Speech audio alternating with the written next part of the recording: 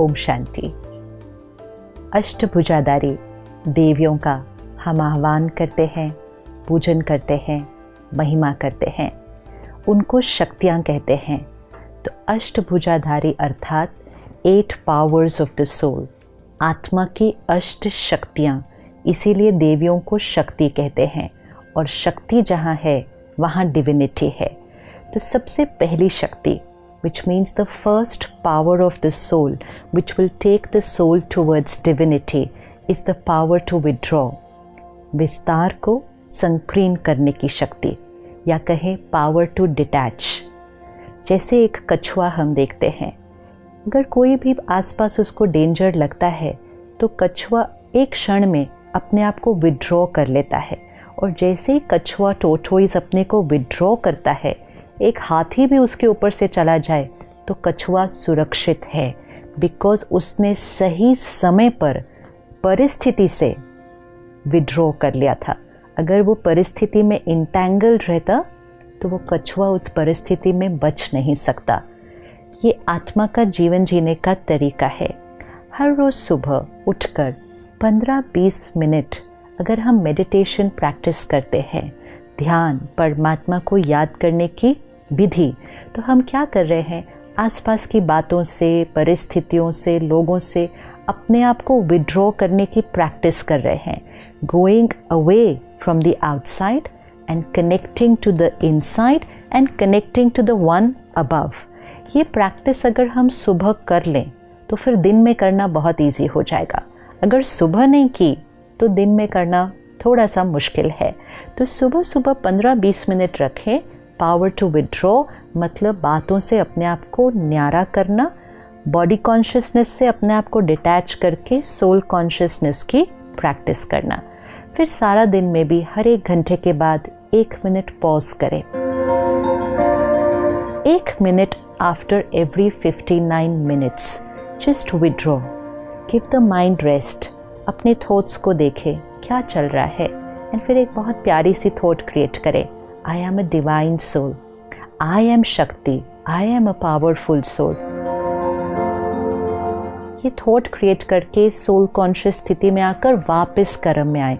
तो 1 मिनट के लिए विड्रॉ किया, 59 मिनट्स कर्म में आए। फिर 1 मिनट के लिए विड्रॉ किया, अपने आप को एनर्जाइज किया, 59 मिनट्स फिर कर्म में आए। ये करने से हमारी डिटैच होने की शक्ति बढ़ती जाएगी।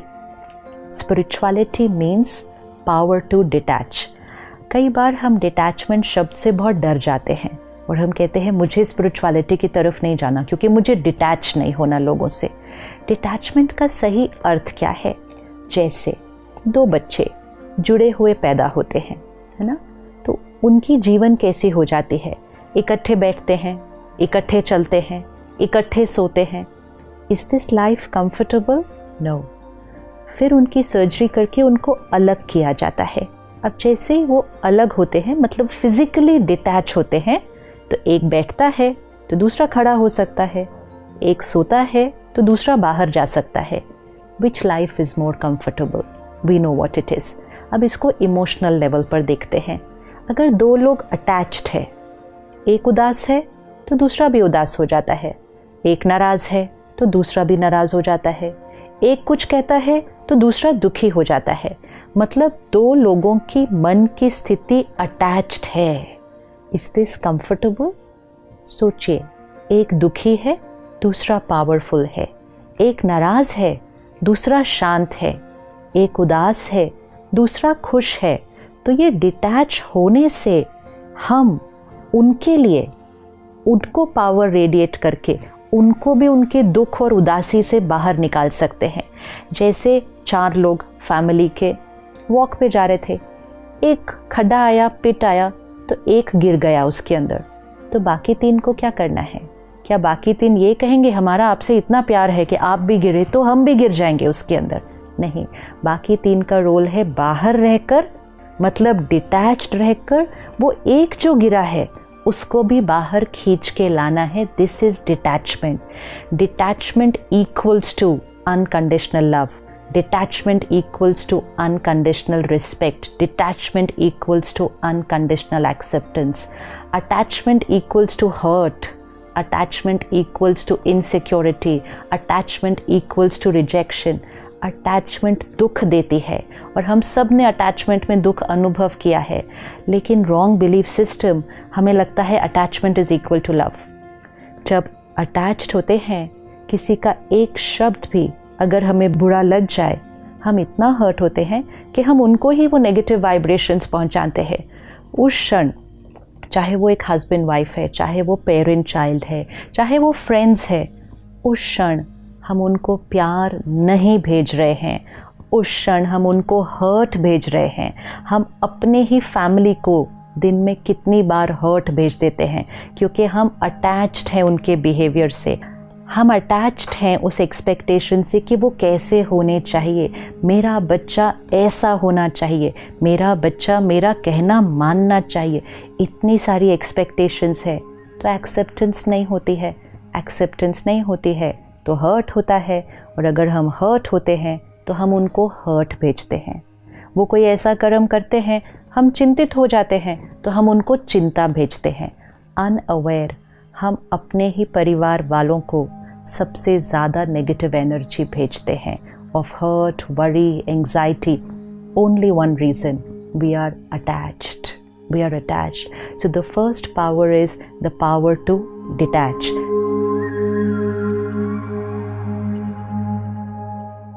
तो जितना जितना स्पिरिचुअल स्टडी करते जाएंगे और मेडिटेशन करते जाएंगे, सोल पावर बढ़ती जाएगी।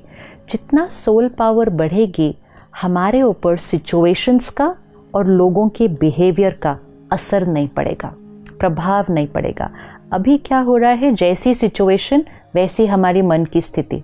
बात ही ठीक नहीं थी तो बुरा तो लगना ही था। Attached to situations, attached to people. लेकिन बात मुश्किल थी, हम स्टेबल हैं।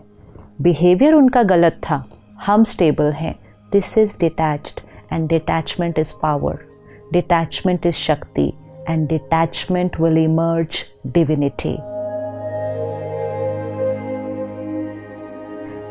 सारा दिन आज इसको प्रैक्टिस करते हैं। बातें आएंगी, every situation will not be our way. लोग भी अलग अलग तरह से व्यवहार तो करेंगे ही, हम जैसा चाहें वैसे सारे नहीं हो सकते हैं। सो नेक्स्ट 24 आवर्स का हमारा ये होमवर्क है कि नेक्स्ट 24 आवर्स चाहे कोई भी बात आए, कोई भी सिचुएशन, कोई भी बिहेवियर, हम स्टेबल रहेंगे। बात का इन्फ्लुएंस हम पर नहीं, हमारी वाइब्रेशंस का इन्फ्लुएंस सिचुएशंस और लोगों पर पड़ेगा। और अगर हम इसको 24 आवर्स करेंगे, हम देखेंगे हम अपने आप को पावरफुल एक्सपीरियंस करना शुरू कर देंगे। Because I the soul have emerged the shakti within. हमें अपने अंदर की शक्ति का आह्वान करना है, और इसी का प्रतीक पार्वती देवी को दिखाते हैं।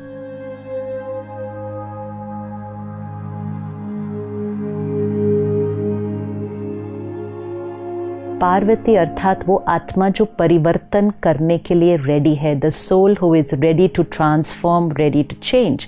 जो अटैच्ड होती है वो आत्मा चाहती है कि situation should change, the other person should change.